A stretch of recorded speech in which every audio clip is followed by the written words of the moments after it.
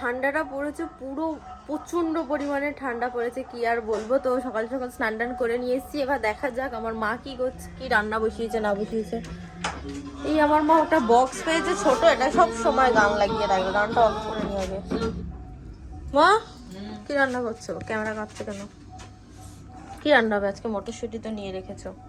Fried rice আলুর দম। কি কি কি? ফ্রাইড রাইস আর আলুর দম।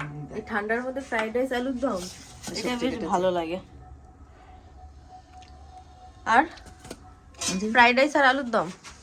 তো আজকে আমাদের বাড়িতে দুপুরে রান্না হচ্ছে ফ্রাইড রাইস আর আলুর দম, যেটা কিনা আমি অনেকদিন কাজু কিশমিশ খেতে আমার খুব ভালো লাগে।